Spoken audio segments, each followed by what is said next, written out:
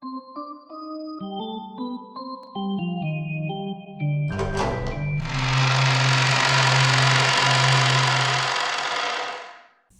to the When We Cry Book Club podcast, where we will be discussing Umineko's 4th episode. Yeah. This is the 4th part of our episode discussion, following Angie's harrowing hazing and liberation from her cringe shackles. Whoa. I am your host, Lorenzo.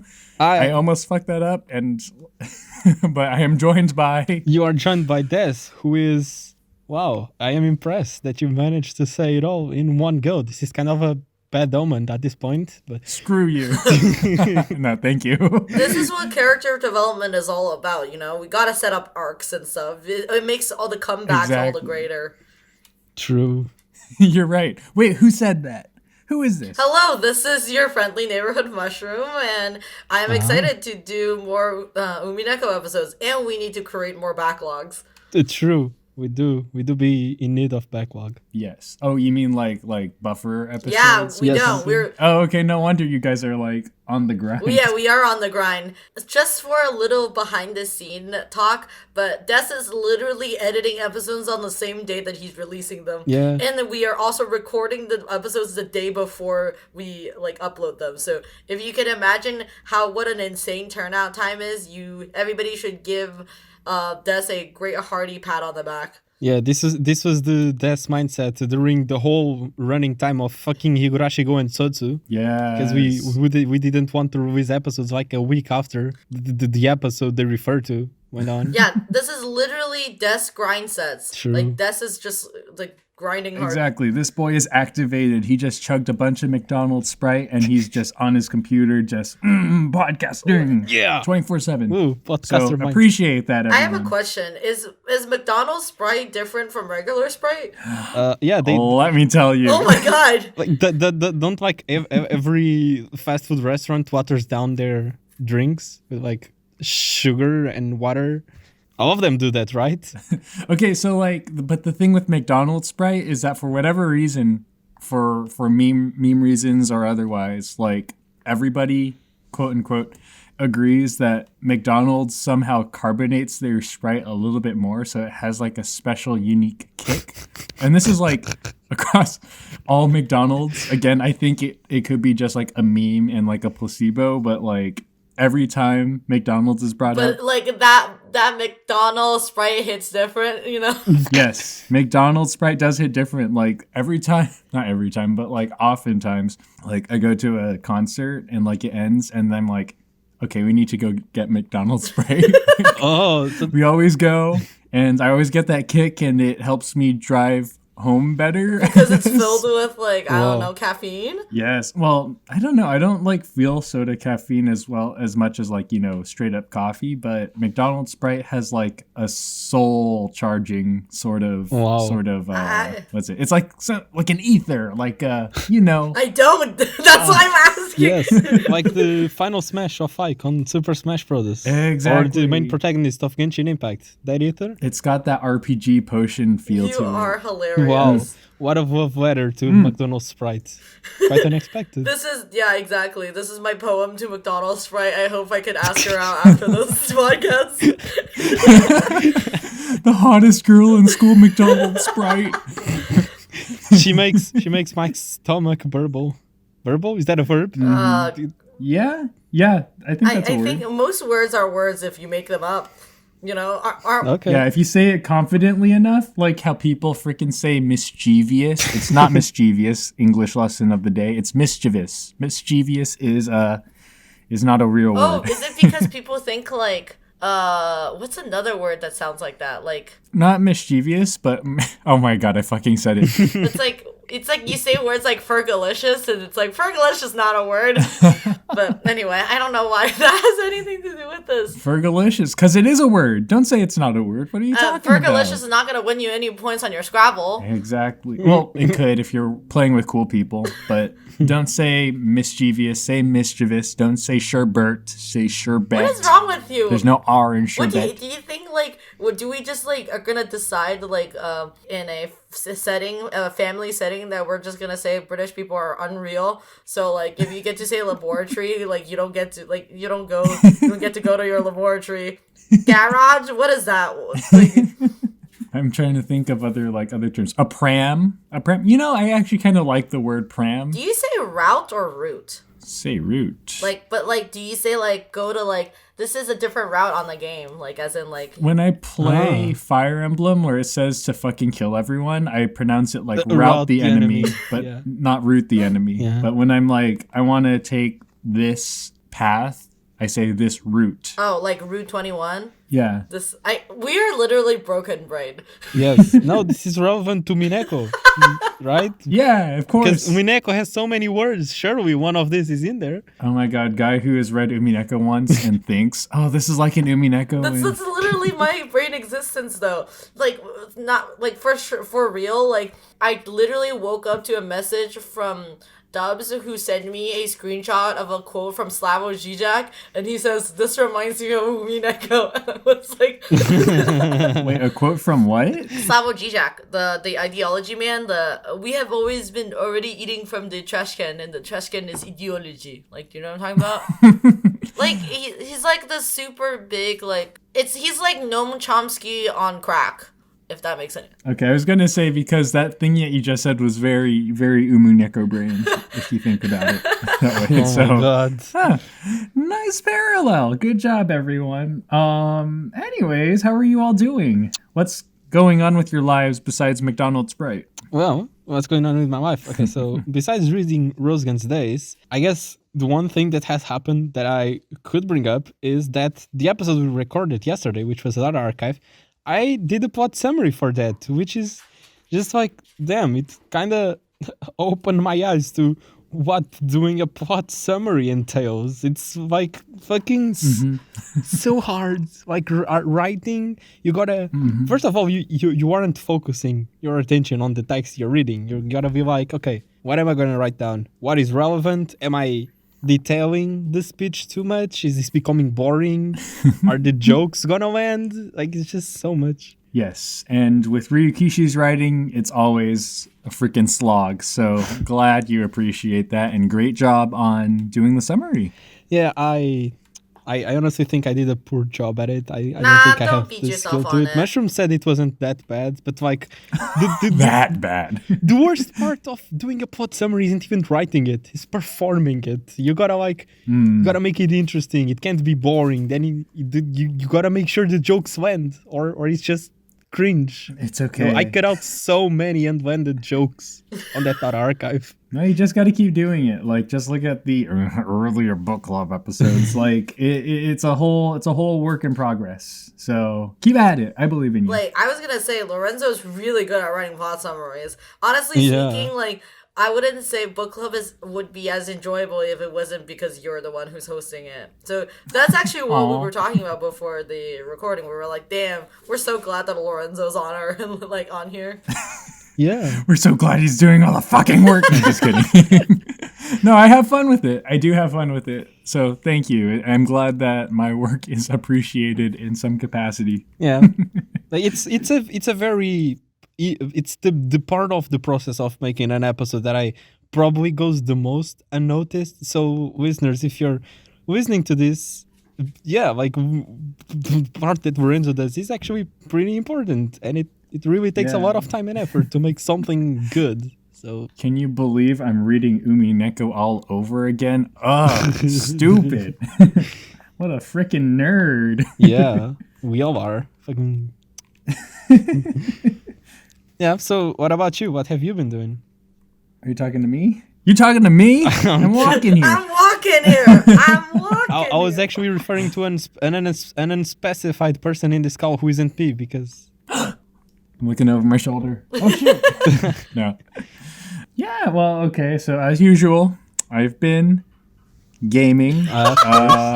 Wait, the last time we recorded was after the new year, right? So, I already told you all I beat a freaking... You said you've been doing lots of board games, and then you got really excited because we talked about Betrayal. Okay, correction.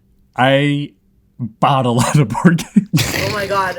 Board games are expensive. Are you rich? I don't have a lot of time. Well, I have a job and I'm in a good personal situation, I guess. So I have that opportunity, but I don't have time, and B, I can't really rope in a lot of people at the moment because they're all getting sick or I live at home, so like I have 3 whole ass siblings and they're never available. So I'm just like, okay, that's cool. I did play it with my dad once. It was fine, but what is the point of having 3 whole ass siblings if all of them are fucking useless and you can't rope them into doing fun things? I know, right? What the hell's wrong with them? But I did play a solitaire By game yourself? Okay. Yeah. Like there's some games I have that are solitaire-able, so I played that, and it was... Oh, I thought you meant Solitaire, the card game, not like Solitaire. Yeah, me too. By yourself. No, solitaire means, isn't necessarily restricted to card games. It means you play by yourself. Yeah, why are you saying fancy words? Do you think I know them? Because I didn't want to say, I played by myself. Because I did. I played a solo version of what they call the game known as Umineko no Nakokoro ni the board. No. Yeah, isn't there a Umineko Nakokoro ni board game? Yeah, there's I think there is. There's 2 of them on tabletop. And a Higurashi one too, right? Or no? Je ne sais pas. I don't know. I just heard that there were such things out in the wild. But I played this game, Terraforming Mars. It's like Catan on crack. Oh, damn. So if you're into that, it's pretty fun. It's funny because Catan is the type of game when I used to play with my sister, and I am very non-competitive when I get to like play board games like this, so I basically just give things for free. So like I used to play board games with people and I would just be like, I will fund you your like victory. So how much sheep do you want to trade for my wood? Oh, you might actually freaking love Terraforming Mars because it's basically there's still like a sort of like pull for like a fight over resources, but it's very despite being a multiplayer game, during multiplayer games it feels like it could be like a solo optimizing sort of challenge. I see. Yeah. Whenever I'm playing Shadows Catan, I usually be like, I love to build the longest road type of shit, Yeah, exactly. So it might be right up your alley if you want to check it out. So this Terraforming Mars game, does it have anything to do with the manga Terraformers, which takes place on Mars? I mean, it could. You could just role play it. Isn't the manga Terraformers the one that has like the really shitty anime that like had like cockroach people, and then all the censors censored everything really wrong, and then everybody's like, what the fuck is this? When did that come out? 2014? Yeah. Was it? I remember watching the first episode when I didn't know anything of the background information about the anime, and I was just like, why is everything black? Like the whole screen was black. Yeah, it's just the next level of censorship. It's just like, I think that anime came out during the same year as Tokyo Ghoul came out, because I remember everybody comparing the two censorships, because like Tokyo Ghoul censorship is like, there's a white light shining upon him, so you can't see him getting split open, and then on the other side it's just Terraforming being like, here's a black circle made in MS Paint. No, the black circles are fine. My problem is when the whole fucking screen was black. The whole screen. I had never seen something like that. But yeah, does it not have nothing to do with it then? Is it just a coincidence? I was going to say, I totally blocked that from my mind. And now I'm looking it up. I'm like, oh my God, it's that freaking like giant cockroach man. Yeah. I'm glad that I get to remind you of your sleep paralysis monster. Oh no, no! Even worse, you're reminding me of my Tumblr days. Tumblr days. No. Okay, but anyway, so I think, is there anything else that we want to talk about? Oh, I got a freaking tsunami warning.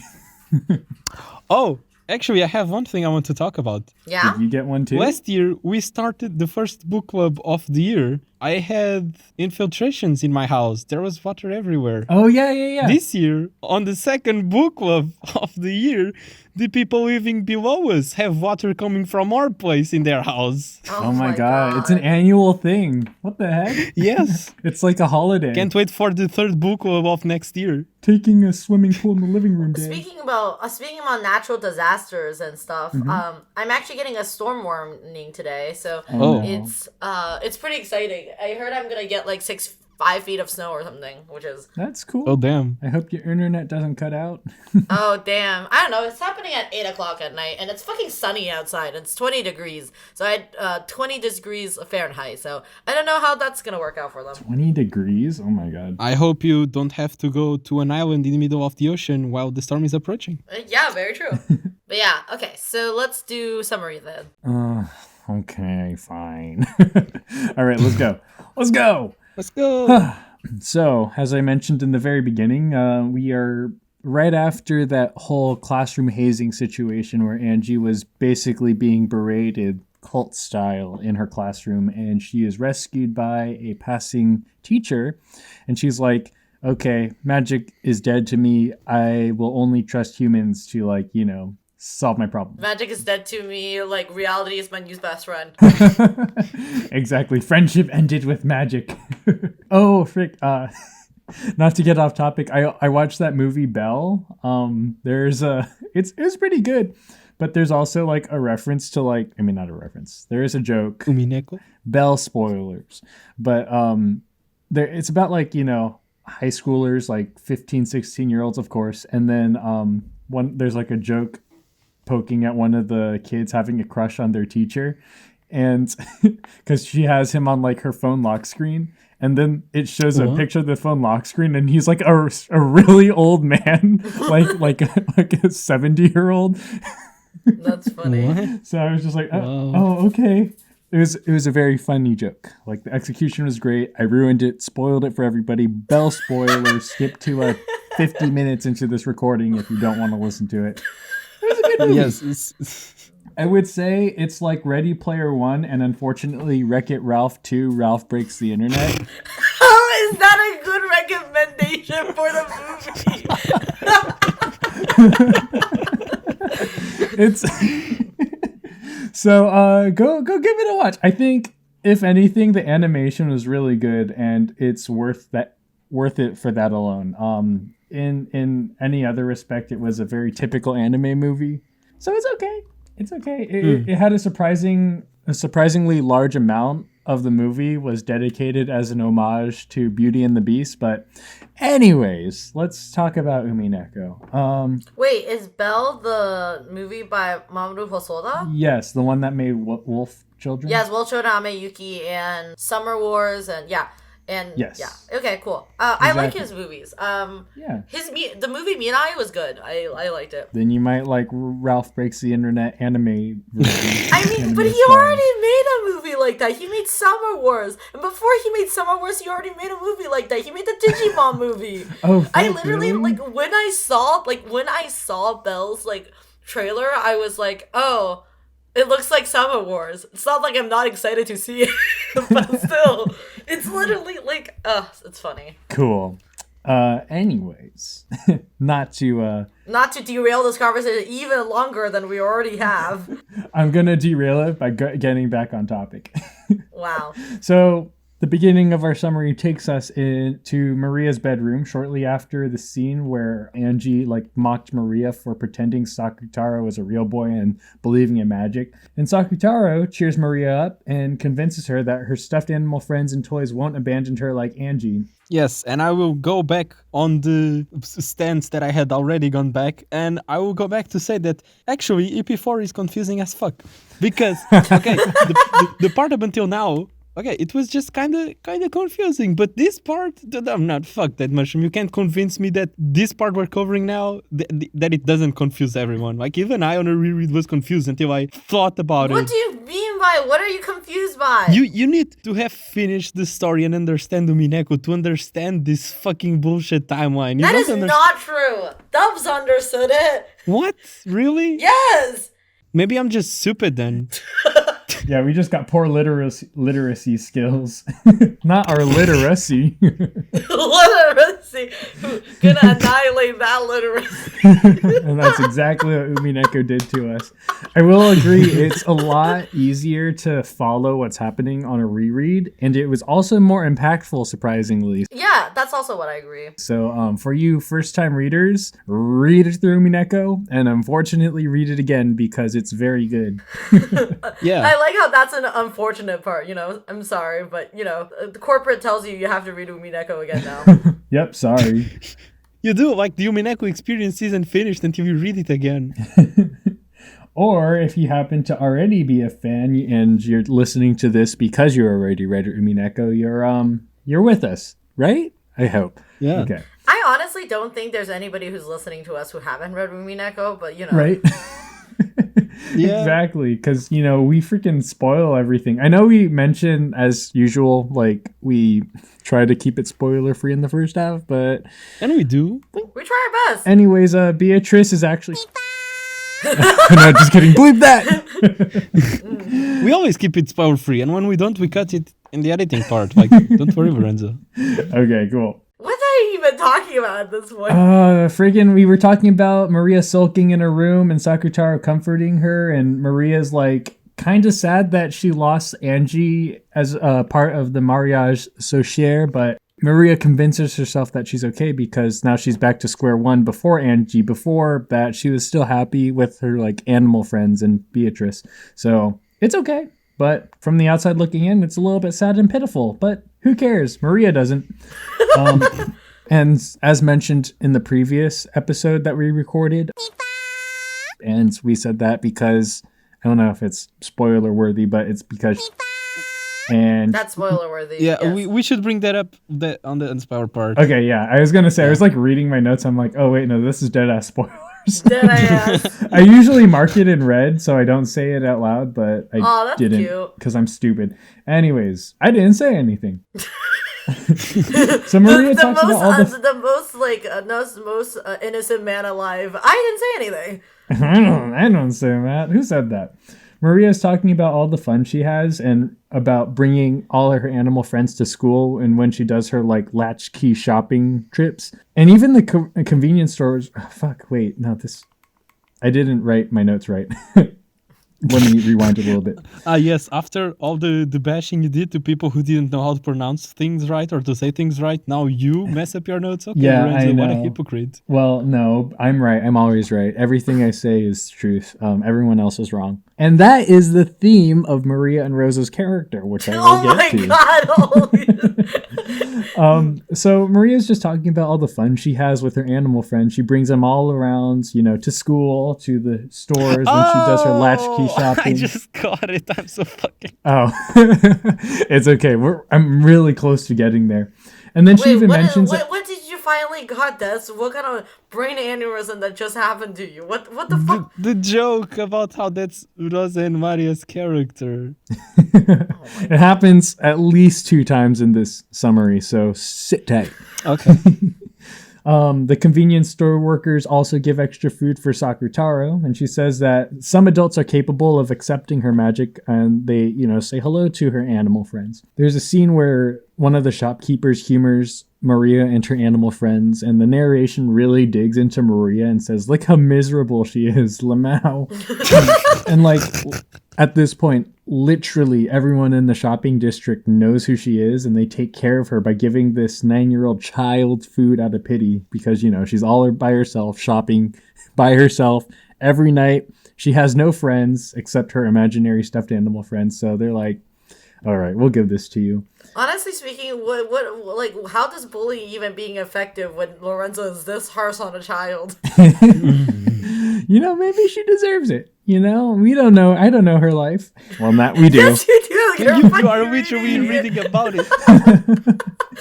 Okay. But Maria spins it like, I'd rather eat dessert all the time, and this other person told me what to do, so I'll do it instead because it's fun. Like, Oh wait, what am I saying? Stupid shit. Okay, These notes are very. We gotta like cut this. We gotta re-record this. Okay. Anyways, everybody's giving Maria food out of pity. Maria spins it like, "Oh, I'm having so much fun. I get to eat whatever I want, and just to spice it up, because the convenience stores workers say I should eat healthy, I'll listen to them because I'm very impressionable and will listen to anything everyone says." Oh my God. So Maria's done with her shopping. And she returns home and she's lost her key. What a stupid idiot, am I right? She can't really come to terms with that she lost the key and she freaks the fuck out. Lorenzo, you just called fucking idiot to everyone listening to this who has ever lost the key. I mean, I imagine Lorenzo probably lost his key once, twice, or many times before, And I'm like, stupid. But I don't go what Maria does. And she's like, it wasn't my fault. It was somebody else. Somebody else lost my key. Who did that? Well, you are also not 9. Oh no, somebody peed in my pants, Sure, Lorenzo. Sure. Exactly. Like, honestly speaking, I feel like at this point, what do we have not respect for Lorenzo as a person to be this relentlessly mad at a child? But she deadass says in the story that it wasn't her fault and it was somebody else's. Like, grow up, am I right? Oh my God. Yes, grow up, 9-year-old kid. I think she's like 7 right now. And also, I definitely seen that meme, which is just like, hey, I just jacked this random kid's key. Totally gonna fuck up her day now. Yes. Yeah. Anyway. But Sakutaro calms her down and they go search for the key. But they're mega fucked because Rosa isn't planning on coming home that night. Like, what the fuck, Rosa? Like, she goes back to the convenience store while she retraces her steps. And they suggest that Maria calls the police for help, but Maria tells the store worker that Rosa told her not to do that. And the narration is like, it was probably because what Rosa was doing to her child is straight up illegal, but I don't know. It has a very cute, it's probably a Japanese cultural thing where the language is very passive and they're like, it's probably because of this, but I can't say for sure. Sounds sus, but okay. Exactly. And Rosa freaking told Maria not to shop at one place to avoid getting familiar with the shopkeepers. And I'm like, Shopkeeper? Yes, Shopkeepers. the person who kicks her in the shop. The shopkickers. Good. I want to be one of those. Laura, like that's all completely unnecessary. Lorenzo villain arc couldn't even exist because Lorenzo is born differently like this. It's like usually other people develop to hate children, but Lorenzo is born hating children. Yes, I am a child hater through and through. You have a reason to hate children. I don't. We are not the same. I'm pretty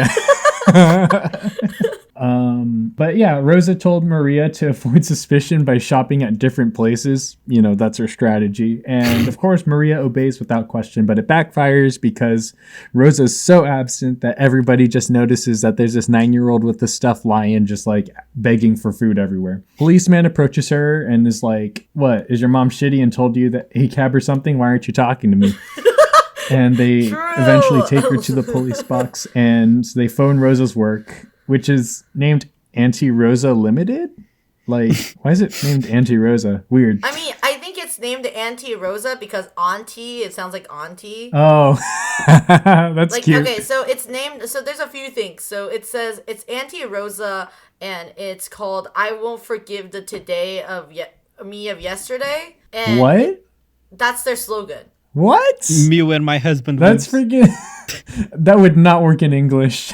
So like basically it's basically like I won't forgive the me of yesterday. Like, do you know what I mean? Like, it's like more like I think it's a children's clothesline, or maybe it's like a very like alternative clothesline, if that makes any sense. Okay. That's the idea. People who like to dress up like babies. So like that's why a lot of people's like idea, like a lot of people think like her clothes like are supposedly It's Lolita, right? Yes, like because that's why Maria always wears that kind of clothing. Yes, that's what people think.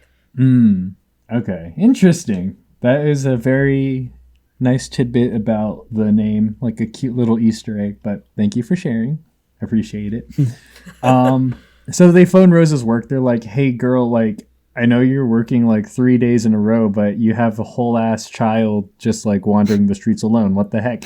I also like a little tidbit of detail. This is like just on a note is that the police officer keep calling Ushiromiya wrong. He keeps trying to say something else, and then they're like, "No, it's Ushiromiya." Huh? He keeps reading it wrong. Oh yeah, I think I caught that too, but I was just like, huh, weird, interesting. It's just like a funny tidbit that I just like think it's really. It's just I don't know if it's like Ryuki's jabbing on the fact that the name is really weird and like people just don't know how to fucking pronounce it. Huh.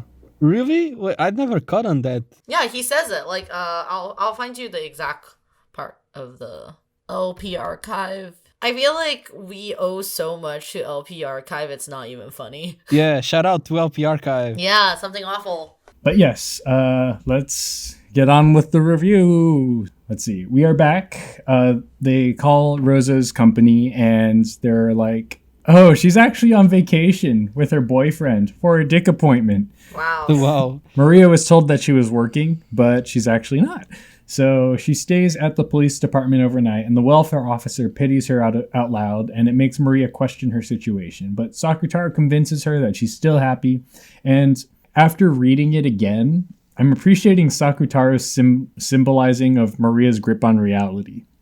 Like throughout this Or read, maybe it's, not even grip on reality, but but basically like giving her something to like hold on to. yeah, like her voice of self-assurance. Yeah, because I actually think Sakutaro is the opposite after all. It's like Sakutaro is mostly just like her trying to come up with excuses. Like Sakutaro is one who says, no, Mama still loves you. Or it's more like wishful thinking. Like, you know, it's like a different outlook on life. Yes, and you know, he's like bright yellow. He's like, he looks like the sun, so it's very you know, reflective of his character. Like, makes sense. His head is like round and like sun-like, you know? I guess, yeah. Okay, fine. Never mind.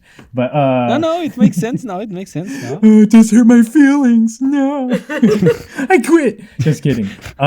So after this whole debacle, Rosa gets her ass dragged back home because her dumbass daughter locked herself out of the house, and it's been a few days. She didn't even rush to get home. And she's being interrogated by the welfare officer while Maria's eavesdropping from around the corner. Rosa gets called out for abandoning the what? The child? The demon? Sorry. Yeah, I was waiting and seeing what you were gonna say. Like I could feel it coming.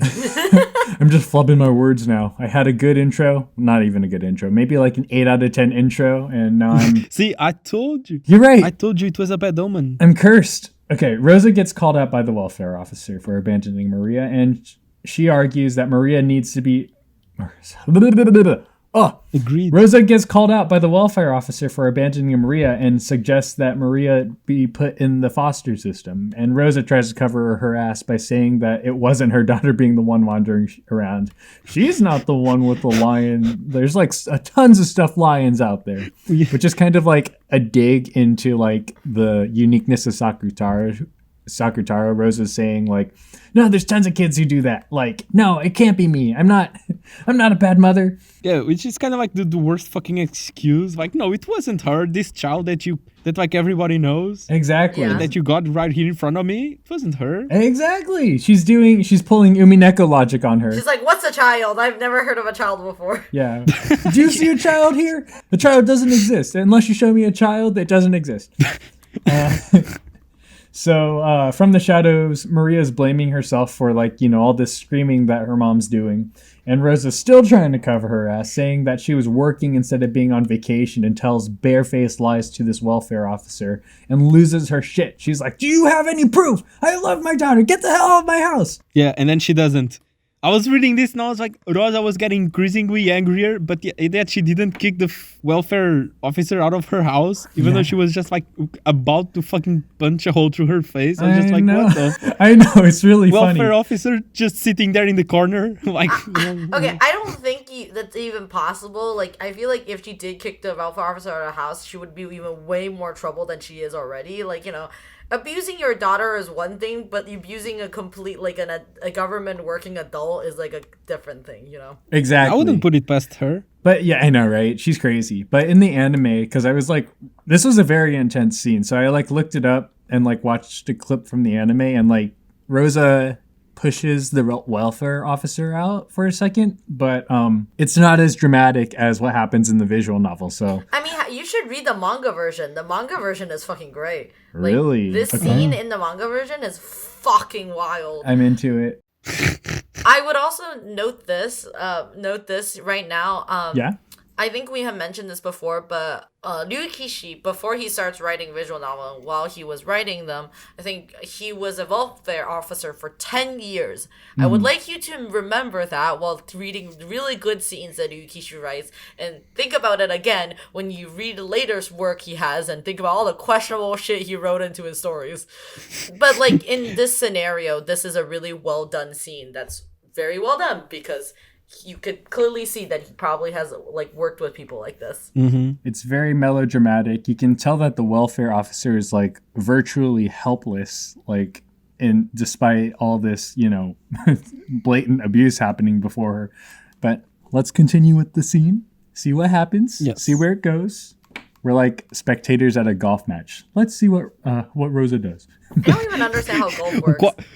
Quite the intense golf match. Yeah. So Maria's just like watching Rosa go ballistic, and to her it seems that her mom's been possessed by an evil being, and Rosa deadass goes to abuse Maria in front of the welfare officer. Okay. 3, 2, 1. Clap.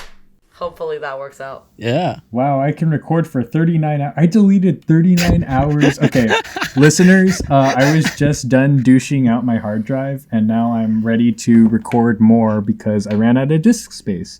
39 hours. What the fuck? Yeah, 39 hours worth of recording down the drain. It's gone, but here we are making more history.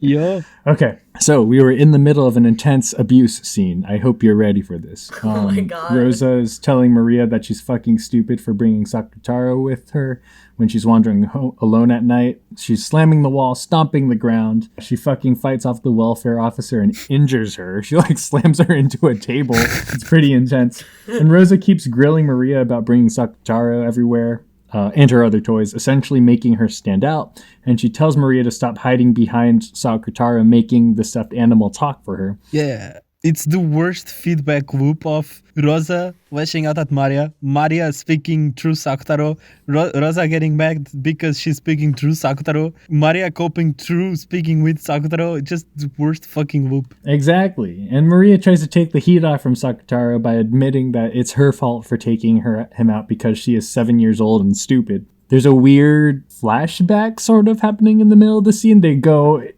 in depth to like Rosa's parenting, like her questionable parenting here. They're talking about another instance where Rosa's going full Karen mode at Maria's school because the teachers report Maria bringing toys, and Rosa refuses to believe it and blames the school for pinning Maria as a toy-bringing delinquent. Like, how dare they, right? And then the narration tells us that the school sort of pitied Maria and ended up letting her take her toys to school to the best of their abilities before the other kids started complaining about that. And Rosa couldn't handle that her daughter was being cringe in public.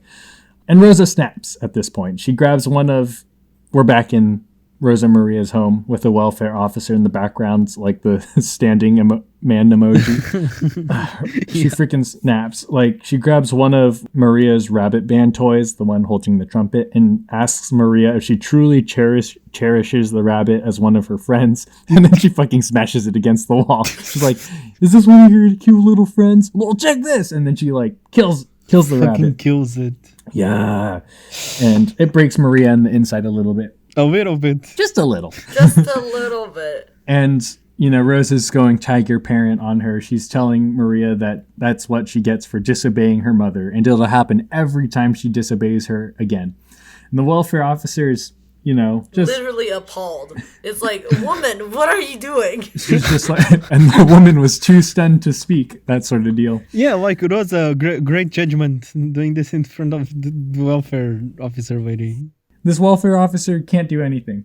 And she's telling Rosa very helplessly, stop, miss, you're hurting your daughter. And Rosa responds, you don't think this is hurting me?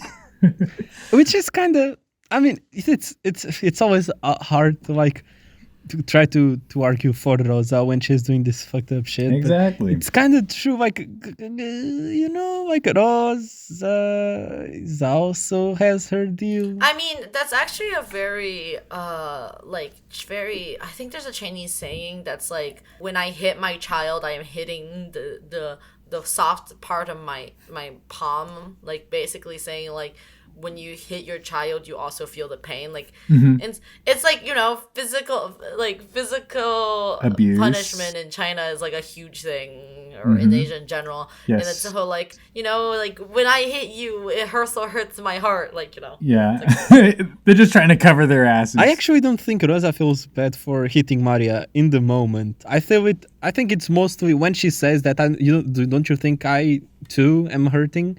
I think she mostly means like, in life. Rosa has been through like a lot of stuff. Yeah. But also because she's already a grown up, she isn't like, it's almost as if she isn't allowed to take the time to feel bad. Even more because she has a child. So she like, you know what you mean? Yeah, like her life isn't about her anymore. Right. Yeah. Yes, actually, this is gonna be a random ass tangent, but there's this Korean webtoon I read, and it's called The Flower Dances.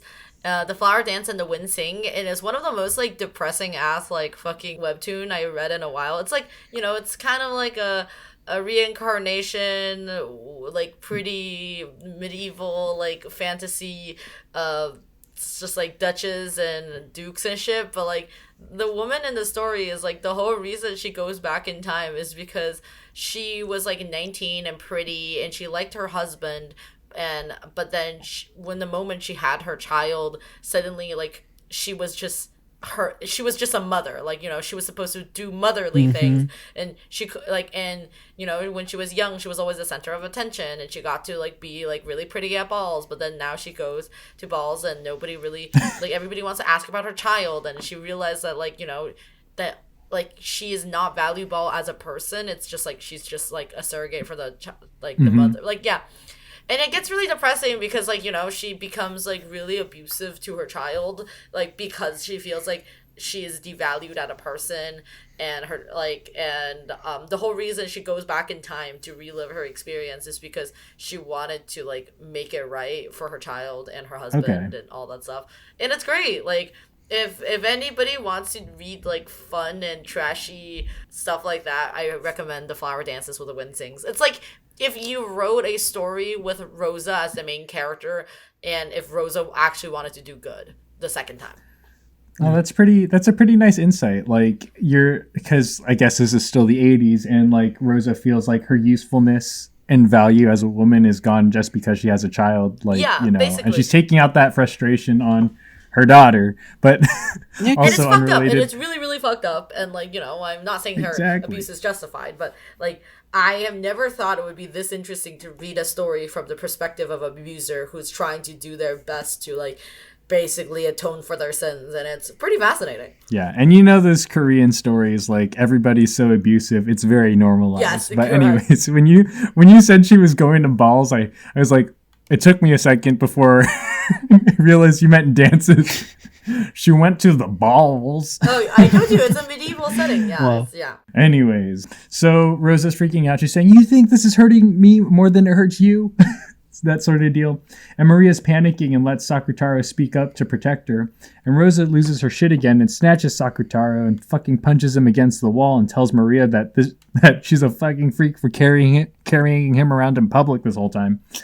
And, you know, beat his ass, Rosa. I get it. And Maria freaks the hell out, and Rosa straight up rips Sakutaro in half. Like, mom of the year, am I right? She kills Sakutaro. Yeah, that scene in the manga is insane. Yes. Like, it's very intense in the visual novel too. Like, they use the gore CG to like represent his death. Like, to Maria, Rosa murdered him. Yeah. And there's like a bunch of gibberish in it. I'll do my best to pronounce it. There's like No, a please mind don't. break scene going on. He goes, pronounces geek. And next snap. That sort of thing. thanks. That was so unnecessary. But I'm glad you did it. But that's what happens. I see. So that's why that scene isn't voiced. And I don't know if this happens like in Maria's head or like at some other point in time, but Beatrice pops in, addressing Maria in all caps, like Maria. Yeah, it's Witch Maria. She's trying to calm her down. Yeah, Witch Maria. And she's trying to calm her down, and Maria's still losing her shit, begging Beatrice to bring Sakatara back, but she can't. Because Sakatara is Maria's furniture, and it makes it really hard for her to use her endless magic to bring something like that back to life. And additionally, Beatrice says that Rosa made Sakatara's vessel herself, and she denied her own creation. And though she assures Maria that Sakatara's soul won't die as long as she believes in him and magic, but Maria's inconsolable. Rosa won this time. Yeah, go Rosa. Wow. Congratulations, Rosa. And Maria wants to fucking kill Rosa now and do the same to her as she did to Sakatara. She goes sicko mode. Yeah, she does. Like, her anguish manifests around herself, and they tear into her heart, and they make her want revenge, and asks Beatrice for the power to exact said revenge. Yeah. And she shouts out how she doesn't understand how Rosa would destroy or give birth to something herself only to destroy it. And Beatrice agrees to teach her, and Rosa deserves her comeuppance. It's really symbolic that the moment that Maria, who was always this beacon of trying to interpret things in the best way possible, the moment that shifts and she for the first time seeks revenge and admits that she feels sad about what's going on and admits that her mother is at fault. Immense hatred. Yeah, like immense hatred and anger, and just completely fucking loses it. And that it's one sad scene. it's really symbolic because that happens when Sakataro is dead and when Sakataro dies, which up until now Sakataro had been the one to tell Maria the happy interpretation. Like, ever since Sakataro got made, it was always Sakataro who would tell Maria, no, you're seeing it wrong. Like, Mama is just possessed by the evil witch. So after he dies, Maria is only left with the bad interpretation. She lost her voice of reason. Yeah, kind of like so, that. Yeah, Maria's just losing her mind. She screams that she hates everybody, especially Rosa and Angie. Maria lost it. She's losing her mind. And now we're shifted back to Angie, 18-year-old Angie, on the boat to Nijima with Amakusa in tow in order to avoid the Sumaderas posted up at the airport. They're like, instead of flying all the way to the island that would take them to Rokkenjima, they're going to take a shady boat all the way to Nijima to continue their journey. Mm-hmm. Angie says that she won't be able to find a concrete truth from investigating Rokkenjima or reading the message bottles or even reading Maria's diary. Instead, she's planning to find some sort of closure. She'll visit Rokkenjima, leave flowers, and hopefully put it all behind her. At the scene where she was going to jump off the hospital rooftop, she really was going to plan to end it all. But, Byrne appearing before her and goading her into finding a future where she can live happily had motivated her to step back, try to see what happened. I mean, at this point she's literally living out of spite, exactly. There's nothing going for her besides just the pure anger and sadness that is motivating her to find the goddamn truth. Mm-hmm. Exactly. That's why she's so aloof and cynical, and she's like, maybe I was just hallucinating from the adrenaline rush from looking from the rooftop. She doesn't believe that the journey will actually change anything, and it's really up to her to decide when this journey will end. And Amakusa comments that the only one who can acknowledge you is yourself, and a journey of self-satisfaction is a perfectly valid motivation for living. Yeah, thanks, Amakusa. So that's why Angie continues to live, out of spite, like Mushroom just said. And the conversation turns to Angie talking to Mammon, and they're talking about dying without being fulfilled, and perhaps she should think of aiming to die satisfied. She comments on Amakusa's way of life and how it's a bit rough and tough, that he'll probably die, on the side of the road in a shootout, but at least he'll have a more noble death than most people. So, that's pretty cool. Because he did whatever the fuck he wanted his whole life, and now he's probably going to die more satisfied than anybody else. Yeah. I honestly really like this conversation, because I think we had this conversation with Des earlier, but Des is he didn't really it's people oftentimes can dismiss Amakusa as a character or forget all the shit he says or does. Mm-hmm. But honestly speaking, he's the perfect opposite of Angie, which makes them the best like traveling partners, because it really shows you like the different ways of life, where Namakusa's like, no, fuck everybody, you know, just live to your heart content, do whatever you can possibly do best, and you don't need to answer to anybody. Yes, he's a very good foil for Angie. And like, even in the text, they're like, it's freaking annoying that this is coming from him, but I agree. Yeah. But yeah, after talking about Amakusa's way of life and how, you know, he might die feeling satisfied and fulfilled, she recalls Maria's death and realizes that she also held her head high in the face of adversity. And she was, you know, more or less self-satisfied most of the time. And it reminds me, like, related, but not Umineko related. It reminds me of this one story about how someone's kid said that dogs die faster because they learn true happiness than humans do. Oh. Well, sooner than humans do. You ever hear that? No. Oh. No? Well, it was surprisingly deep. I think about it a lot. But Angie's not a dog. Okay, in my notes, I say basically Maria's a bitch, but I'm like, why did I write that? Is it because I hate her, or did she say that in the text? She says it in a way that's very very flippant. She's like, yeah, Maria died she died with her held high, but her life was still pretty miserable, so sucks to suck. Yeah, isn't Danji more like, wow, I guess Mario was right after all and I was wrong, like being self-satisfied is the way to go. Yeah, she did say that, but she also said that Maria made her own happiness, including a mother's love that didn't exist. Like, she made that all up in her head, but at least she was still happy. But damn, am I right? Sheesh. From the outside looking in, Maria is really pitiful, but to herself, she was happy. And this is where the conversation goes about how, like, someone's world is limited to themselves and their, like, outlook on life, but nobody else's perspective should have any bearing on that. And there's a very, very long-winded conversation that kind of just goes into that idea. Angie acknowledges the day when she was a child and made fun of Maria for playing make-believe, and that, you know, she was in the wrong that day. And magic doesn't exist in Angie's world, but that shouldn't deny the magic in others.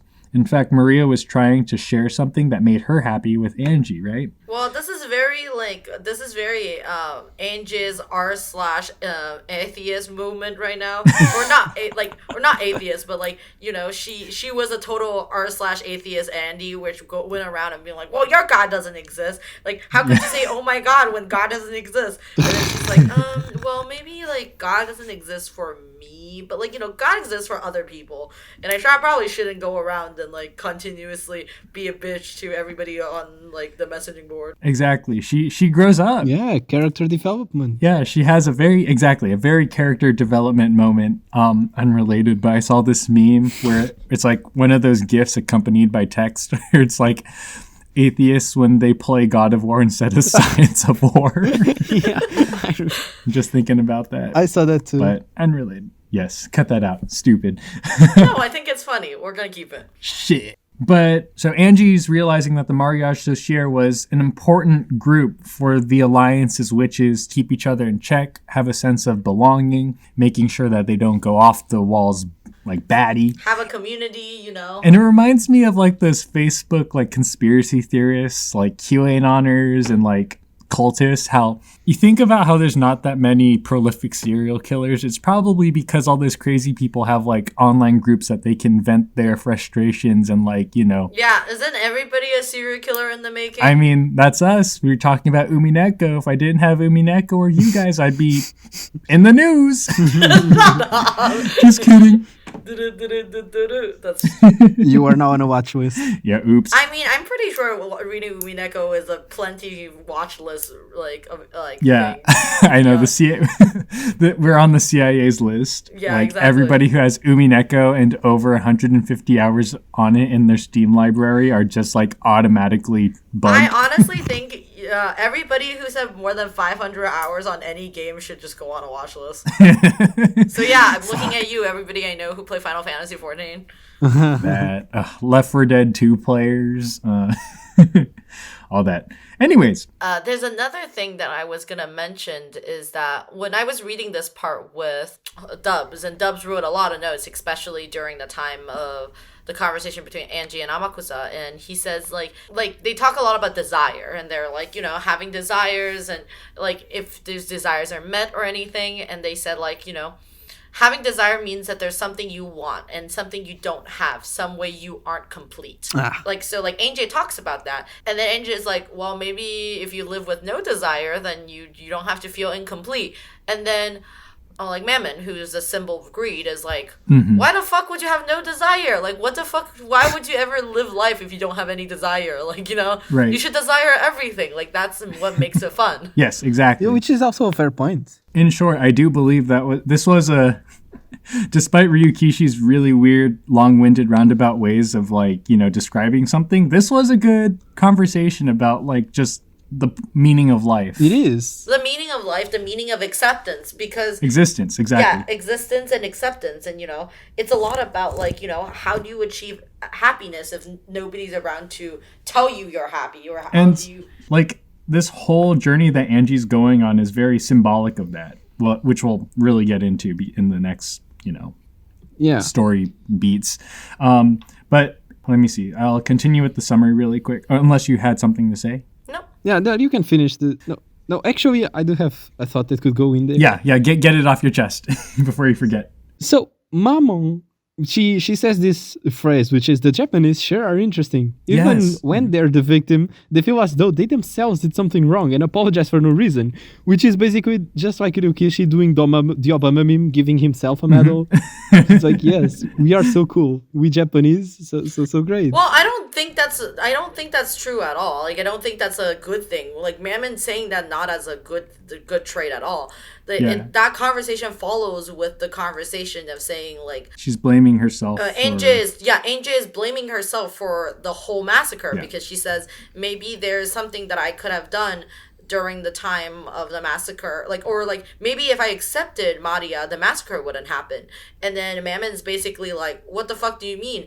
Even when I was reading this with Dubs was really confused by this part, because Dubs is like, what did she mean by the fact that if she was nicer to Maria, the massacre wouldn't happen? Like, that's such a leap of logic. And I think Mammon is more chastising Japanese people, being like, what does that have to do with you? You're just having random victim complex right now. Exactly. No, yeah. Mammon is definitely chastising them, but I felt like the narration was complimenting Japanese, which, I mean, it's totally fine, but it was just funny that it was just like Ryukishi giving himself a pat on the back. Sort of. I think I agree with Mushroom. I mean, this might be a cultural thing, but I feel like it was a jab at Japanese culture, but we will get there soon, because in the summary, Angie's still going on about how Maria's magic deluded herself, but also kept her happy. And that's the only thing that, you can do as a child. And it's really what she needed. And Angie proclaims that her journey isn't to solve the mystery anymore, but instead it's to apologize to Maria for being a cunt to her as a child. And that's when Angie's like, maybe if I wasn't mean to her that day, the whole Rokenjima incident wouldn't have happened. And she doesn't know why, but she feels like that moment is cannot possibly not be related. Yeah, she feels like that moment is very pivot somehow to Angie's to Maria, sorry. So actually, this is a funny note that Dubs wrote for this part. He says, quote, "This journey was actually about Angie convincing herself my survivor guilt was always justified." Yeah, that's what I was gonna say. This leap in logic feels very much like just survivor guilt. Yeah. Well, it's not a leap in logic, because Angie starts thinking okay, so Beatrice is also part of the mariage sociale, and I broke one of the rules. So she feels like that probably implicated the incident, and now Angie's being punished by the existence, her survival guilt's really being dug into by the existence of the message bottles and all that, and everybody basically speaking ill of her family. Yeah, as a child, she denied magic, and now she's basically paying for the price of having her whole family robbed from magic. Exactly. You ever... Okay, unrelated tangent, but you ever see those Zuby Bunny videos? There's an app called Zuby where you'd talk and then it would pitch your voice higher and then have like a little animated rabbit. Yes. Yeah. I seen the ones that's like, yeah. There's like the one about the girl working out in 100-degree weather because she like ate too much at the 4th of July celebration she had, and she's like, and now I'm paying for it by working out in fucking 100-degree weather. I hate my life. It's all your fault. Work, bitch. That's kind of what I'm feeling is going in Angie's head, but maybe I've never seen that. Oh my! I'll share the video later. The amount of random things that Lorenzo knows on the top of his head is utterly concerning. Okay, so I mean, more unrelated. I read a thing. I don't think I'm that on the spectrum, maybe, but they're like, people on the spectrum really like to think of life in terms of references, and I'm like, oh my god. I feel like I mean, even if you are on the spectrum, that would not be the thing that implicates you. That's my personal take on that. Glad you think of me that way. But anyways. I read like, Umineko, so that's probably a more yeah, exactly. It's like yeah, a more telling thing, a larger tell. But Mammon comments on how Angie's being all sulky that this is all her fault. We talked about this, how she says the Japanese really have a way of blaming themselves for everything. And Angie resolves that despite being motivated to solve the mystery, this is more so a journey to apologize for Maria for, fucking up her life that day. Mm-hmm. And her first step in doing so is that Angie reclaims her power of being a witch within the Mariage Sorcière and summons and revives Sakutaro along with all the demon state girls. Angie greets him, says that she's now the only one now who can revive him.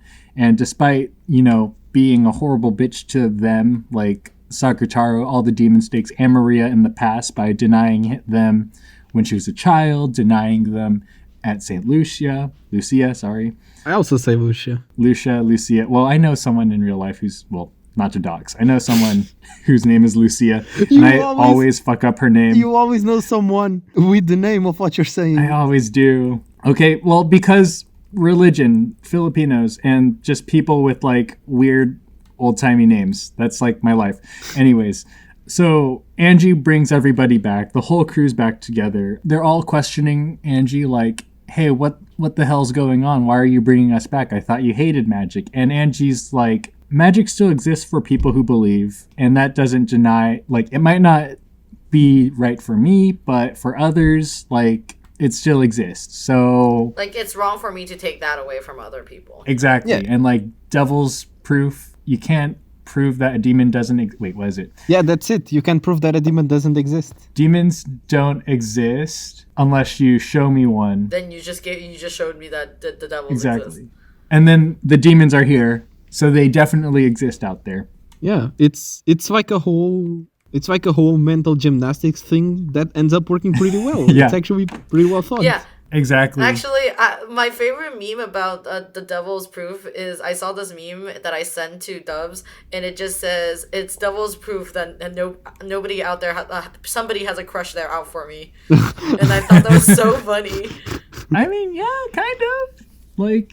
You won't know unless it's not there, right? Yeah. So all that confusing, like, devil's proof long-windedness pays off because now it's like, here it is in a very plot-relevant form. Angie's learned the power to respect and acknowledge and can now understand Maria and Beatrice's magic. And then Angie starts to think, why couldn't Maria do this? Like, why couldn't she revive Sakutaro herself? And it's because Maria despaired and thought he fucking died when Rosa tore him apart, and it's easier to summon and give life to something with a vessel, but it's not necessary. It's also part of the self-built world theory. If he died in Maria's world, he can still be revived and exist in Angie's world, if that makes sense. Like, yes. From an outsider's perspective, using their view of the world, they can still exist. Yeah, exist. Bring life into it. I think this is very interesting because, like, this is taking on a very literal meaning of you're dead to me, like, as in, mm-hmm. Like, oh, yeah. Like, because, like, to her, like, he had died, like, literally died, and Maria saw him as, like, a real boy, then, her mother just murdered a real boy, in her fantasy world setting, you know? And it doesn't matter, like, to her, like, that Sakutaro is dead. Like, even if you revive that, like, you know, in her mind, like, it's gone. Like, Exactly. So back on track, Angie was realizing that Maria couldn't revive Sakutaro because Rosa destroyed him, and to Maria, he actually passed away. and to her, like, if it was not because, like, in Maria's mind, like, if it wasn't her mother who revived, like, Sakutaro, then it wouldn't have mattered, like, basically. Yeah, because of Beato explains that if the person who made the thing doesn't acknowledge it, then it can't be alive.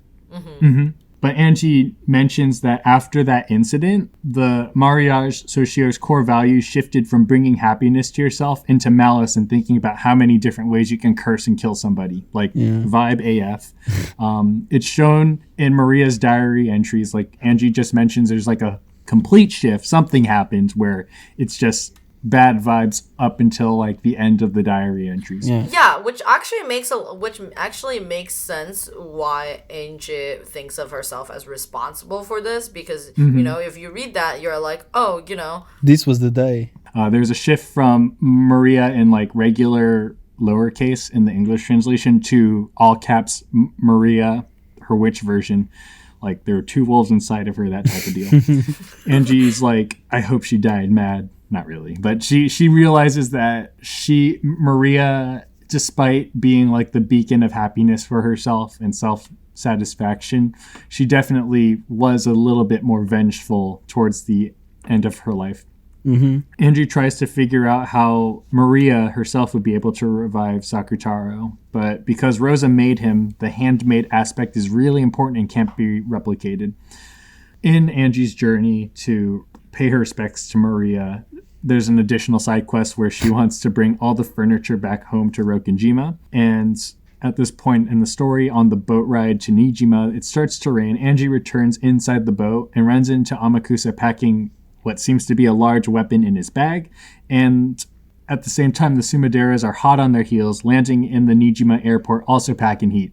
So it's about to go down on Rokenjima, let me tell you. And that's the end of our spoiler-free discussion. Wow. If you have not read past this part, please No, not yet. get the Not fuck yet. out of here. I wanted to... Oh, what's up? Because I want to say something about this whole scene. Like, the boat scene is so Yeah. good.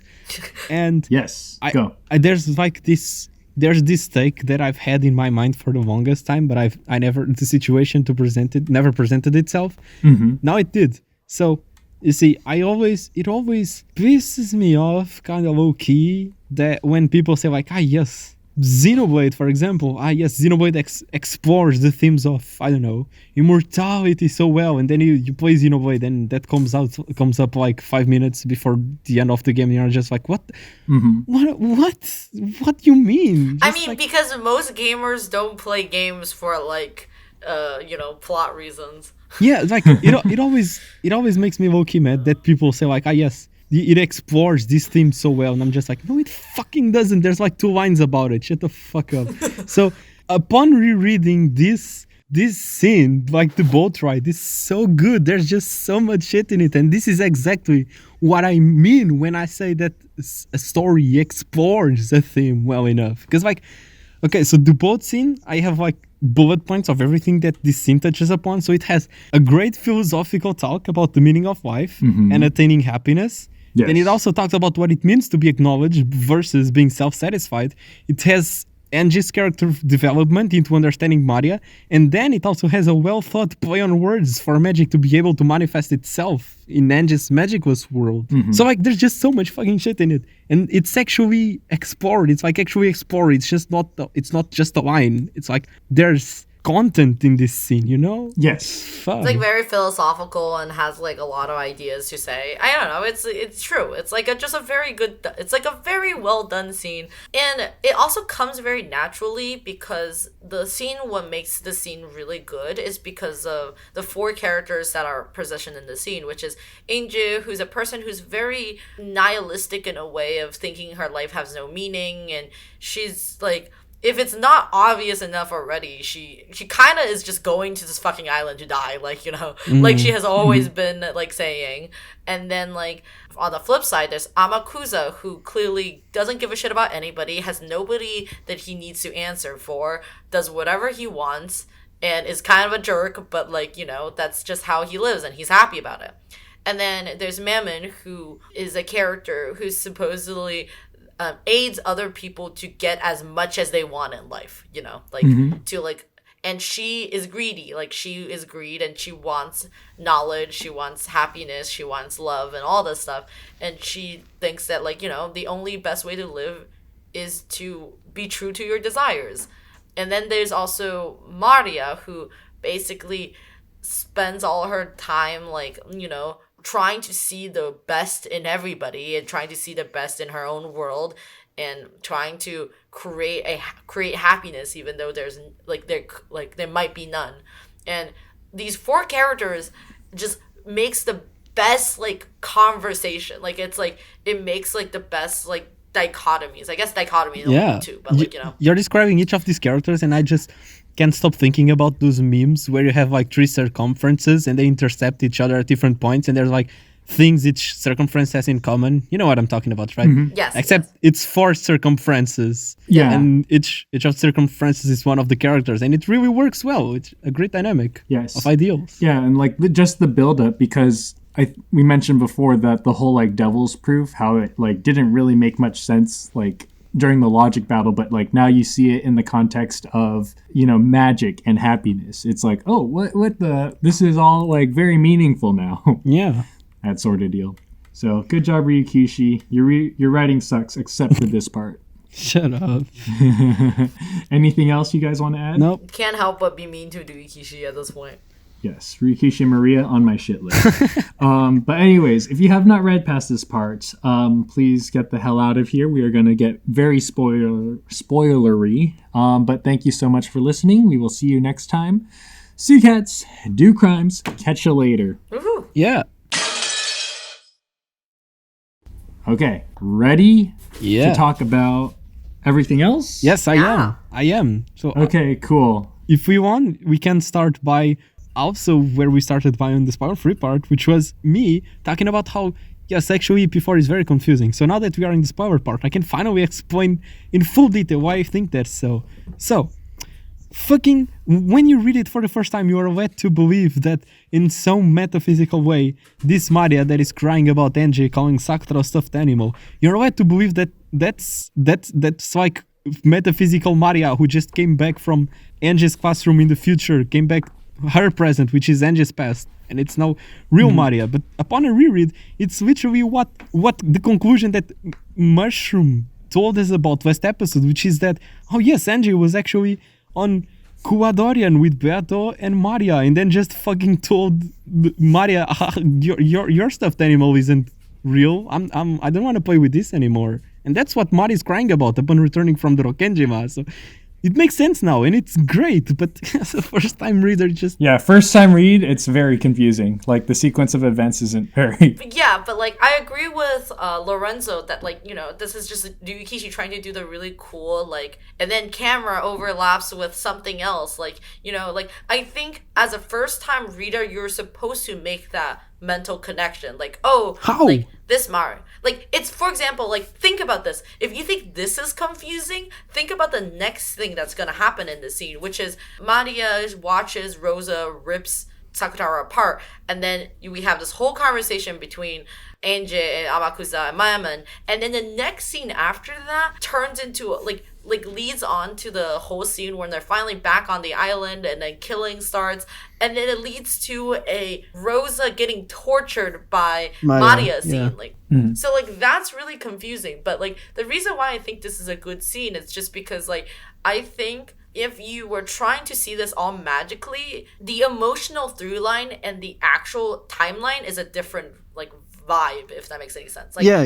It's like a weird timeline where the events are ordered by the way Ryukishi wants you to feel, not Yes, correct. That's how I like. As in, like the feeling of Angel like denying Maria connects with her feeling of that moment when it happens in real time.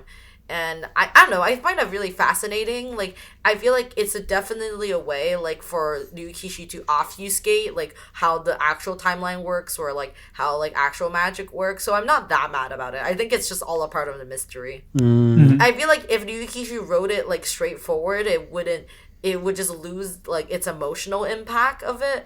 And it probably would also be even more obvious than it already is. And it's funny that we say it's obvious because, you know, nobody on the first reread gets that far in understanding how magic works. But, like, on your reread, you're like, Ryukishi is literally screaming at you about how it works, you know? Like, Yes. True. It's like the most answeriest part of the question arc. Definitely. Like, if you hadn't figured it out by now, this is like your last final hint before it before it all goes down, right? yeah, but, like, it's crazy to think how EP3 already lays everything out to explain to you, like, you know, when a person murders in magic, it means a person's murdering in real life. Like, you know? Yes. And then for it to even get more obvious to be like, when a magic character is speaking, they're probably fake. Like, you know, like all that type of stuff. And With Sakutaro speaking for Maria, and like also the magic stakes not being able to kill unless Angie does some killing herself. Yeah. That sort of deal. Yeah, there's like so many incidents, like basically where the game basically explains to you how it works, and I think it's fascinating. It is. It's crazy how Ryukishi tells you nothing while telling you everything. Yeah. Yes, for sure. Stubbs developed this whole theory about how he's going to approach magic, which is, this is what he wrote. He just wrote, acknowledgement equals acceptance, and acceptance equals love. Yeah. Exactly. So, like, in addition to living a fulfilled life, it's also about growing up, respecting others, and just, you know, finding your own meaning in life, I guess. Yeah, totally. I also wanted to say, okay, so at this point, 2 to 3 characters have deadass said Sakutaro was handmade by Rosa. So that one scene that we'll probably see in the next couple of summaries, where Angie just freaks the fuck out, and Amakusa and the boat captain's name, the boat guy doesn't like have they don't Kawabata. see what happens. Yeah, Kawabata. Yeah, like they don't see it, and even in the manga and the VN, they don't really say explicitly what Angie saw. Yeah, because that's a good thing that, like, you know, it's a mystery for a reason. But anyway. So, like, I think we've talked about it before, and I personally thought on my first time reread, and like not reread, but like the first time I read it, I'm like, well, what the hell? Like, is it the gun? And then I asked people, and they're like, no, it's a bunch of manufactured Sakutaros. I'm like, what? Yeah. What do you guys think it was? But you're not supposed to get it when she freaks out. You're supposed to get it when she goes to the golden one and says, "Here, Maria, I revived Sakura." And they're like, "What the fuck? But without a vessel, that's impossible." That's when you're supposed to get, "Oh, she got a vessel because it was manufactured. She just got another one." Oh. Yeah, like okay. it's another delayed thing that happens, but I mean, I know the anime version just shows you upright like some fucking cowards they are. Oh, really? It shows Yes. like Sakutaro plushies? Yes. What? Okay, I need to go back and look that up. There's also a version of the VN background of the PS3 version. There's a version that does show a bunch of Sakutaros.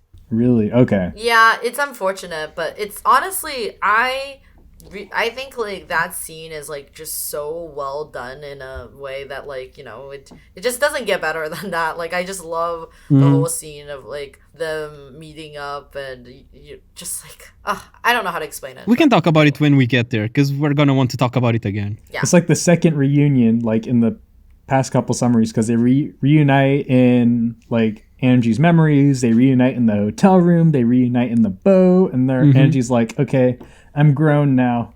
I really was just shitting on this 9-year-old ass, but I think I get it now. Oh, yeah. So now I could finally talk about what I was going to say about the whole Angie situation, is that, like, somebody on the on Reddit was like, do you think the incident would still have happened on the island if Angie and Maria had stayed friends? And the thing is, it's like, yes and no, because, like, what would even matter if a child who was 3 years old was friends with a 7-year-old? You know, like, it's not like they can, like, talk to each other online, or, like, you know, they only get to see each other every year when they meet. Like, maybe AJ would have been more privy to who Beatrice is, and maybe, like, I don't think AJ have ever met Beatrice, like, even when she's on the island, or I guess, like, Shannon performing as, or like, yes, like Sayo performing as Beatrice. What, you don't think NJ met Beato? No. But last episode you literally said that she did, and Beato didn't even told Maria that she didn't even want to meet NJ in the first place, to bring NJ into Maria's Sorcia. No. I'm not saying that, like, I don't think, like, Sayo has ever introduced herself as Beatrice to, like, AJ, if that makes any sense. I believe that, like, AJ was brought into Maria Sociedad as, like, by, like, Maria, but, like, I don't think, like, she was just, like, it was more like, it was because of her. Like, you know, it's, like, the same idea that, like... So then who the fuck would lead them to Kuwadorian? Kumasawa? Yeah. Mm-hmm. Huh. Like, I just... My point is that what I'm saying is that I just don't think, like... How would Angel be this confused about Beatrice if she actually met Beatrice as a 3-year-old, you know? Like, well, I actually thought about that. I thought it could just be the kind of thing to where she remembers, she has that memory, but her memory is foggy, so she doesn't remember everything. She doesn't remember who was Beatrice, so that's why she doesn't find that memory suspicious, and why she doesn't think more about it. Right. Because she was like 3 or whatever. Yeah, but like, then also, it's also who remembers any memories they have when they're 3 years old? That's also yeah, exactly. Even if you do remember, like, you don't remember everyone who was there with you. Right. Yeah, so yeah, maybe that's actually a good way to say it. I guess I'll take that back, JK Law. Because also, still on that topic, on the scenario that Angie did meet Beato, and Beato did see Angie denying Sakutaro, in a way, it could be true that that's what led to the massacre, because just like Maria's diary started being a lot grim after Sakutaro actually died, maybe Sayo also had never thought of magic in a bad way, because we do know that Sayo starts using magic for pranks, but maybe after that happened, and then Angie started coming to the island instead of Butler, and everything started going down. Maybe that was the kick, like the thing that... The turning point where she was like, I'm gonna kill everyone now. No, not necessarily about killing everyone, but maybe that's what made her start thinking about magic in a twisted way. Maybe. I'm not sure. Well, okay. Well, because, like, Beatrice was very, like, she didn't feel, hold on. Give me a second, my dad just walked in the room. Hello, Lorenzo Dad. No, you can't hear, I have earbuds in. Sad. But, that scene where she... Well, give me a moment. I will wait till the noise disappears. Oh, no worries. Okay, before that, I will just talk about something else that also come up in my mind. So, like, I think Nugikishi really did a really good job explaining things in EP4, because it basically explains magic twice to you. Because AJ learns magic twice in EP4. She learns it first when she's a child, or when she's like a teen, and very very welcoming of the idea. Like, you know, she doesn't ask a lot of questions. She's really excited about learning magic. It means getting more friends, and she's very susceptible to the idea, and she believes that magic could bring her happiness. But then she learns it a second time in the 1998 world, where she's cynical. Like, she has seen what magic could do to people, but she still goes again to learn magic again and tries to summon everybody. And I think that, like, really gives you perspective of, like, what magic could do, and what is a happy magic and what's, like, black magic. Yes. Honestly, like, seeing Angie's new understanding of magic in EP4, it's just like, girl, you were so close to in EP4, you were so close to how you are in EP8. Like, you are so close to the golden truth. Yeah, that's actually what I think is really fascinating, because, like, if we to take, like, everything Maria says is actually just a part of AJ's brain telling her, you could really tell that, like, there's a part of Angie's brain that's just shaking her. Like, there's two Anges in your heart, and one of them is a Maria, and one of them is an Angie. Because, like, Angie's literally getting, like, shook by, like, a version of herself that's, like, being Maria and being like, why couldn't you see that, like, your family have loved you, and that's probably okay, and maybe you should just move on and choose to remember your family as good people. And, like, you know, like, all this stuff. And, like, basically it's just, like, stop being depressed. Like... Yeah. And Amakusa's input is also so crucial. Like, Amakusa literally has the answer arc butler mindset. He literally has the golden... his way of living is the golden truth. He's just like, you know, things, it is what it is. I believe what I want, you know? Like, Amakusa is such a good fall for Angie. I cannot believe I did not understand how crucial this man was until this reread. That's also why a lot of people thought Amakusa was Battler. Like, a lot of people thought, like, Amakusa was, like, a version of Battler or so on and so forth. And that's also where... a lot of people say, like, Amakusa is, like, a foil to Battler or something. Huh? And another thing is... Or not foil, actually... not a foil to Battler. Let me bring back my Amakusa and Battler are actually twin theory. Or not twin theory, but, like, it's like people think, like, maybe Amakusa was another Ushiromiya people. It's a whole Chinese theory that I read long time ago. This, like, I read, like... Is it, like, the child that didn't get born, but, like, maybe did get born? Yes. It's the Kiria. Kiria is actually Amakusa's. What the fuck? That actually makes sense. Kiria is actually Amakusa's. So, like, the whole theory is Kiria's child is Amakusa, and, like, you know, so on and so forth, blah blah blah. Oh my god. And then Amakusa and Valor are actually twins or something, or maybe it's the born child, or actually so on and so forth. Like, it's pretty fucking wild as a theory, but it also hinges on the whole concept of, like, they both have white hair, so on and so forth. Wow. But one day I'll find that post on the Chinese Tieba, and I will make a whole episode about it, like a whole smoking room about it. But it's pretty fascinating. But anyway, Lorenzo, are you ready to talk about your thoughts if you're down? Yeah, I just thanks.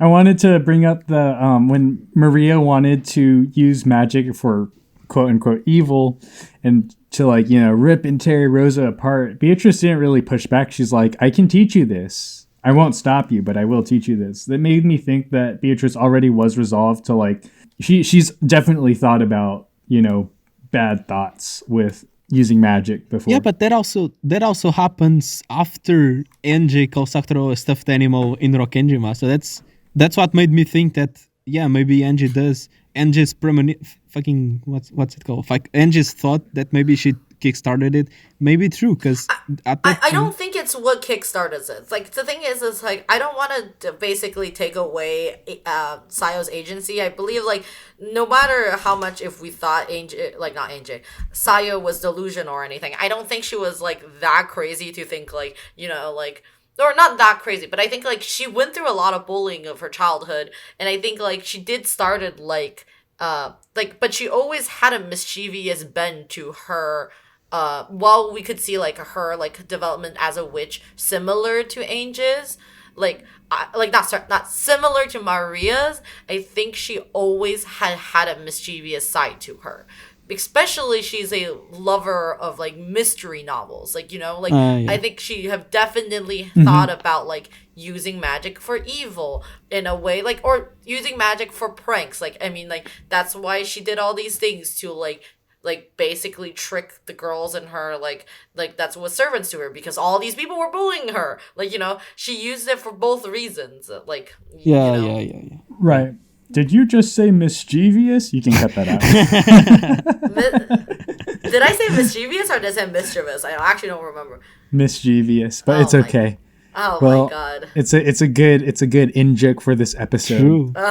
Maybe that's what we should name the episode. It's just as mischievous. Just kidding. No, we shouldn't. We should probably name it what the fuck the episode is about. I actually think it's really great that now Des actually names the episode for the reasons why it's named for it and not for some stupid reason.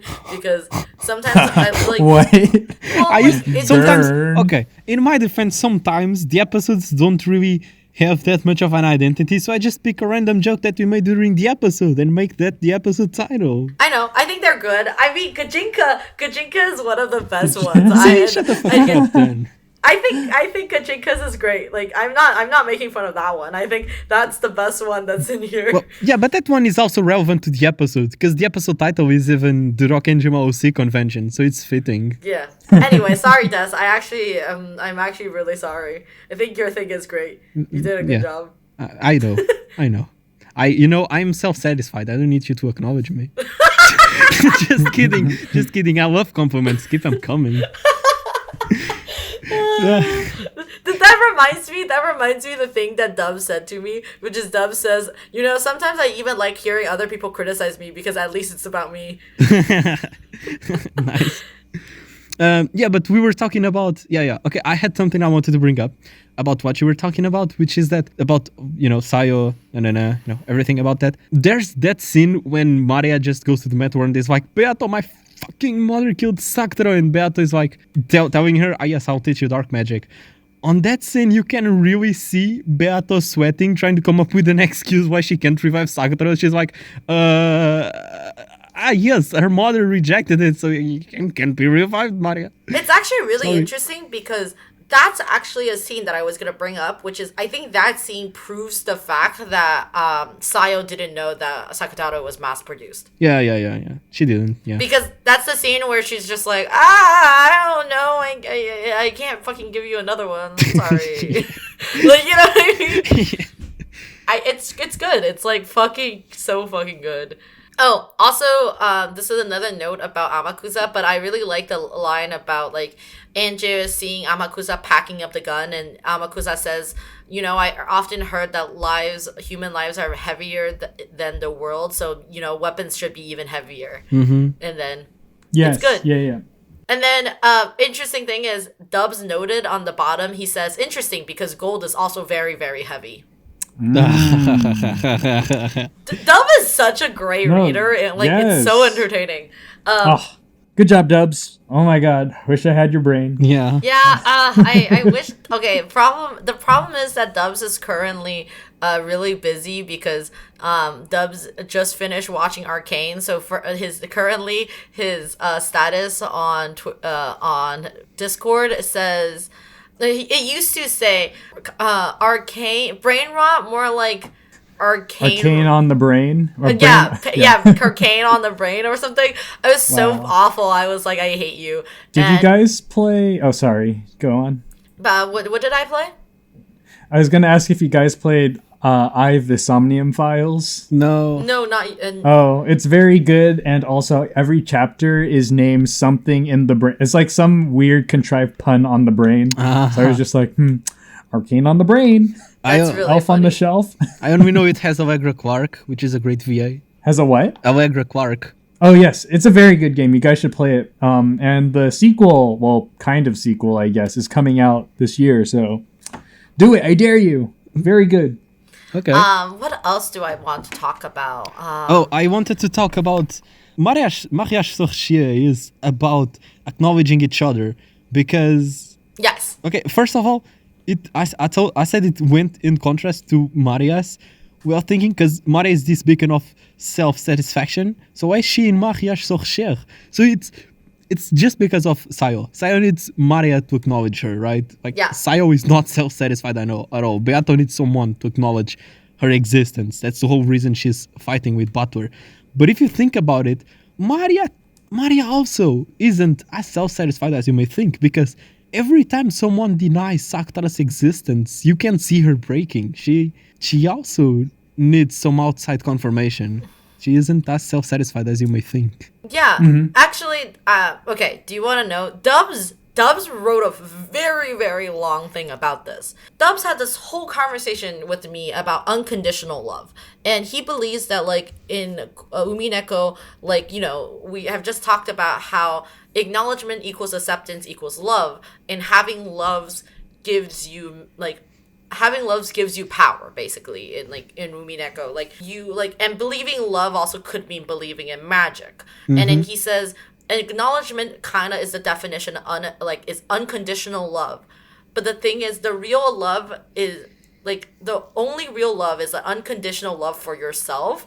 And then he talks about the thing is that, like, and he also talks about, you know, if you have love, you can see the bluebird, and, like, you know, blue means love, and in the world of Umineko, and seeing, like, colors in the world.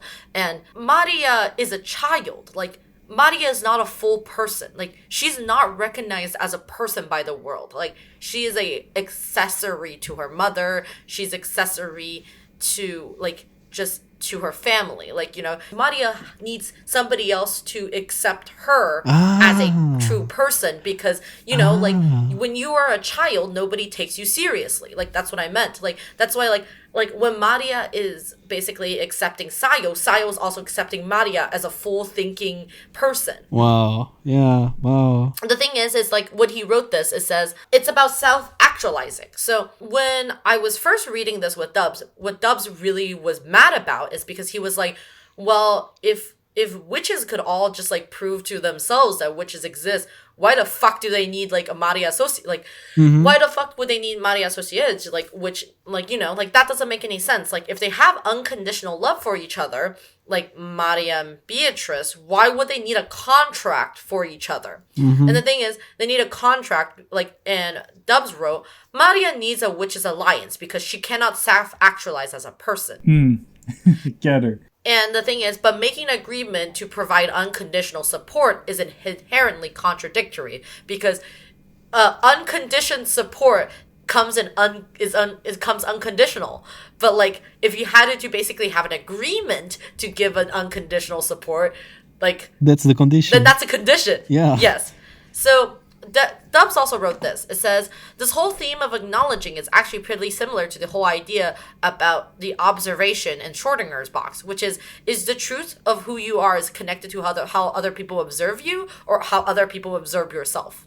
Dubs and I kept arguing about, like, Maria Sociege, because I was like, well, like, you know, Sociege means a marriage, like, you know. No, mariage means marriage. Yeah, like, as in, like, did I say Sociege means marriage? Or? Yeah.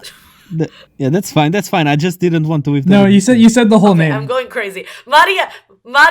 Yes, it's a marriage of sorcerers. Marriage of sorcerers. Yes. So I said, like, you know, if you think about it, like, wedding vows, like, you could say, like, you're just saying the explicit when it's already implicit. Dubs replied, it says, you can't escape being unable to love somebody or love who you are by marrying somebody. That doesn't fix your problem. Like, even if you don't have self-love for yourself, no matter how many people love you, that doesn't fill that void for you. Like, you know what I mean? And I was just like, damn, Dubs, I am so excited to get him on. If he can fucking finish reading the last bit. Do you know where he is right now? He literally, he only has 4 scenes left. He just finished the first scene of Battler and Beatrice on the balcony, which means he has the scene of Beatrice is running away, Angie confronting Beatrice getting dragged back, and then Beatrice and Balor, Red Truth, Blue Truth battle. And then he will be done with EP4. But right now, he's too occupied of doing other things. Ugh. Sad. But yeah, so that's what he said. Like, you know. Yeah. Da-da-da-da-da-da-da-da. But... Well, do you have any more thoughts? I feel like I do, but, like, I can't think of them. Also, the Maria scene of Rosa abusing, awful to read. Like, it's very powerful. Like, so brutal. Yes, like, she's just slamming, she's screaming, she's stomping, she's clapping. Oof. She's not, like, physically. Well, I guess in the anime she, like, physically assaults her, but, like, she never actually hits. Yeah, in the VN she's very mentally. She's very carefully not to actually physically abuse Maria in front of the social worker. Yeah. Also, yes, Bunny gets destroyed. The bunny that is the trumpet girl. Chester 45 or whatever. 445, I think, right? Is it 45 or 445? I can't remember. Maybe. I do yeah, not know, boy. but Not sure. so for you very observant Umineko players, if you look at the Chester profile in the notes of the game, you notice that there are actually 4 Chesters instead of the 3 depicted in episode 3, and one of them is just like dead. No, in the episode 3, we see 2 of them. The third one comes in EP4. But yes, but you do get mentions of her. Yeah. Yes, she just never appears when you kill her, or no, she appears shattered, like her death sprite. There's like cracks all over her, and you're like, what happened to her?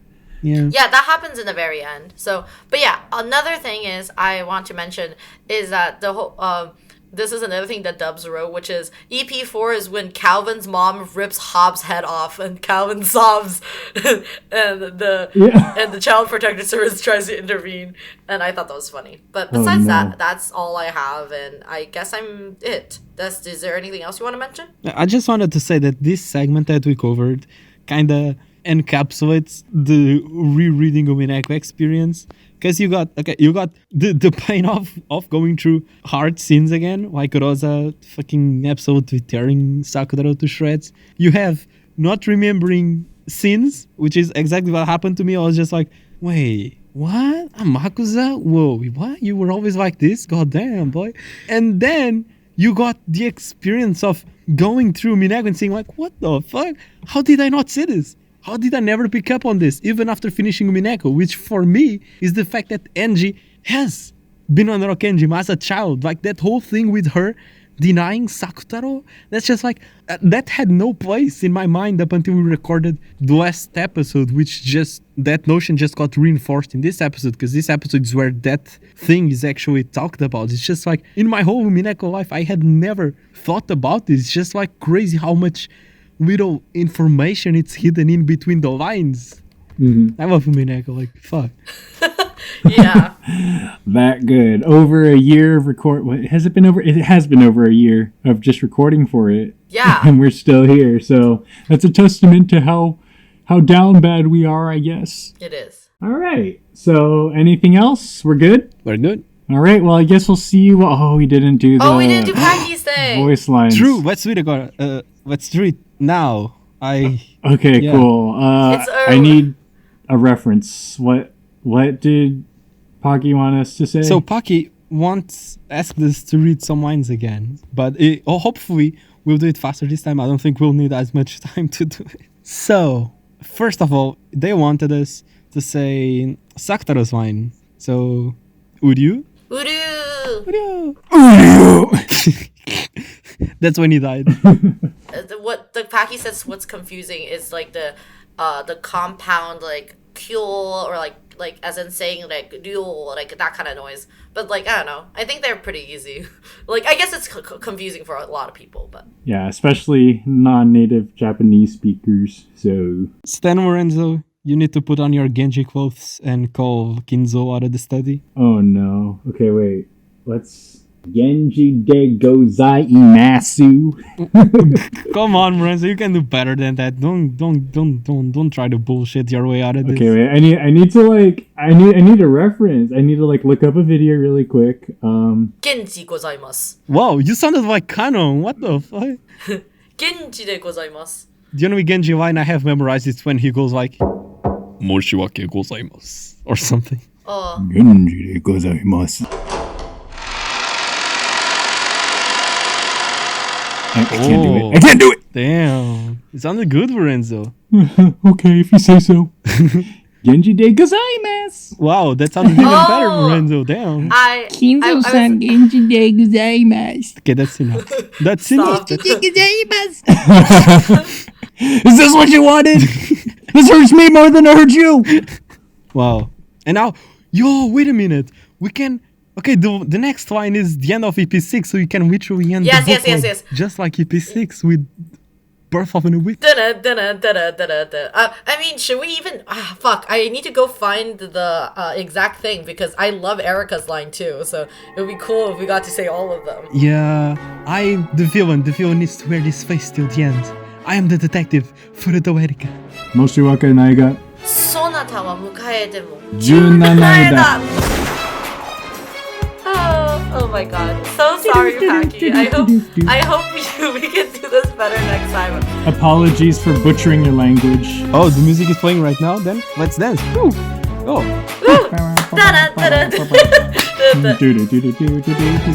Okay, we're gonna end recording now. Yes. See ya. Thank you for listening. See cats, do crimes. Catch you later. Get out of here. Bye. See. Bye.